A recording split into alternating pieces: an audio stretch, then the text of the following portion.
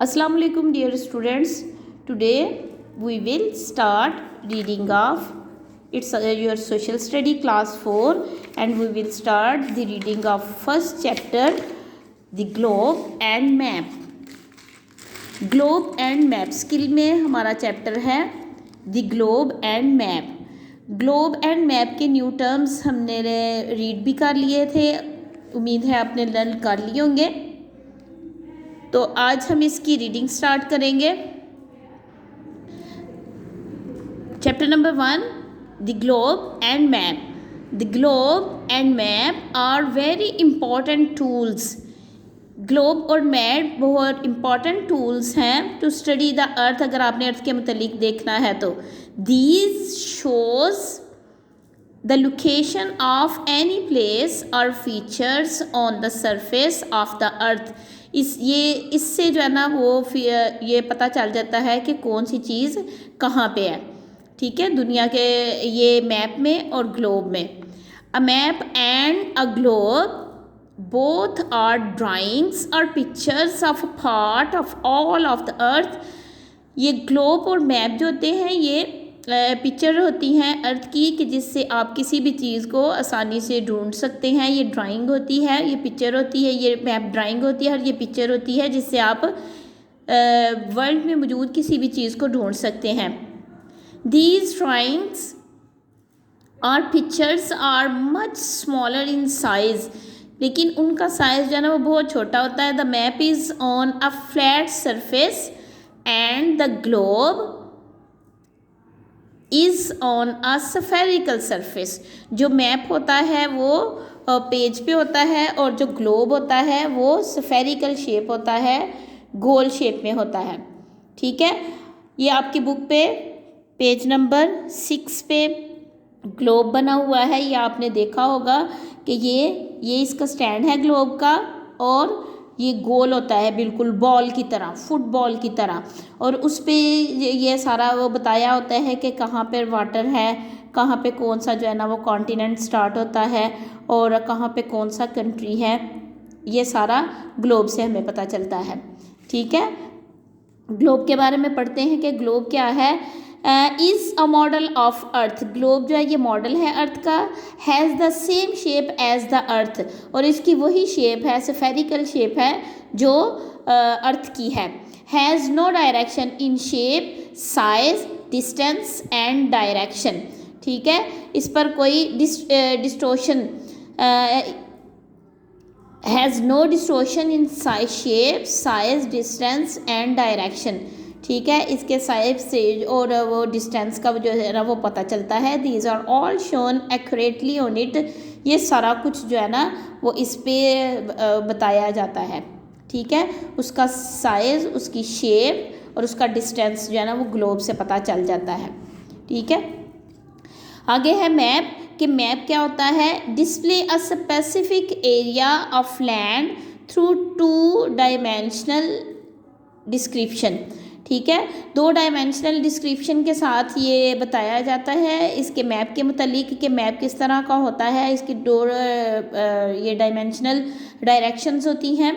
ठीक है, इसका एरिया और लैंड बताया जाता है। Describe certain features of an area.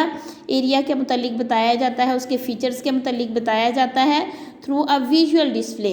यानी इधर से मैप से जो है ना मैप को दिखाकर उसका डिस्प्ले करके उधर से वो फिर बताया जाता है कि किस जगह पर, किस कॉन्टिनेंट में कौन सा कंट्री है। ठीक है, और उसका एरिया कितना है। Can be of many different types according to the requirement.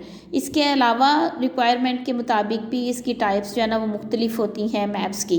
ठीक है,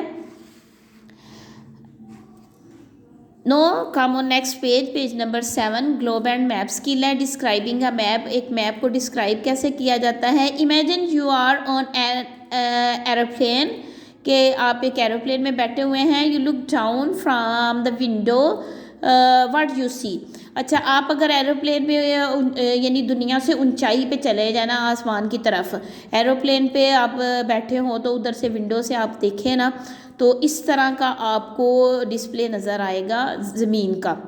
ठीक है, ये ज़मीन का एरिया आपको नज़र आएगा। What you see from above, ठीक है, आपको इस तरह से ये सारा नज़र आएगा। आगे है a map which what you saw from above, ठीक है, अगर आप मैप को देखते हैं तो वो इस तरह से नज़र आएगा।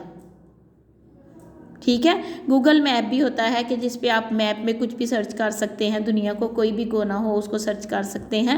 उसी तरह से अगर आप मैप पे देखें तो ये सारा नज़र आएगा कि इधर मॉल है, इधर स्कूल है, ये कैफ़े है, ये स्ट्रीट नंबर 6 है, ये भी कैफ़े है, ये स्ट्रीट नंबर 7 है, ये हॉस्पिटल है। ठीक है, इस तरह से सारा जो है ना वो पता चलता है। A map of what you saw from above, के ऊपर से आप देखेंगे तो मैप आपको इस तरह का नज़र आएगा। ठीक है, did you recognise the map of the same place you saw from the aeroplane window. A drawing of a place from above is called map.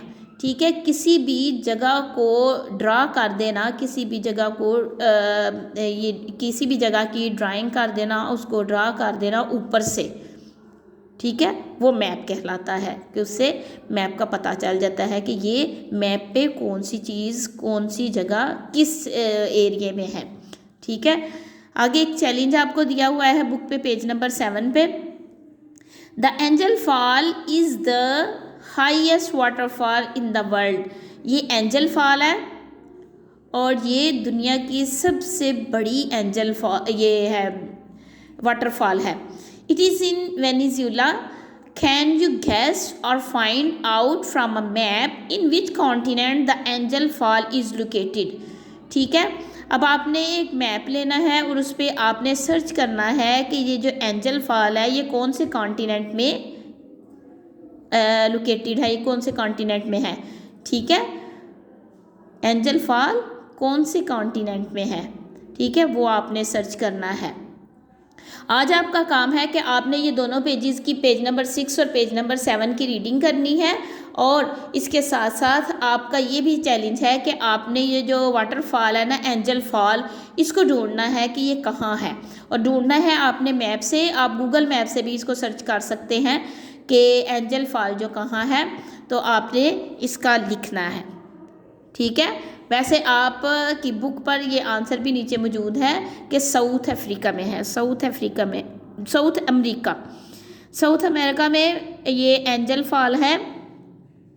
आपने इसको एक दफ़ा से फिर सर्च कर लेना है कि वाकई, ताकि आपको पता चल जाए कि मैप को किस तरह से रीड करते हैं।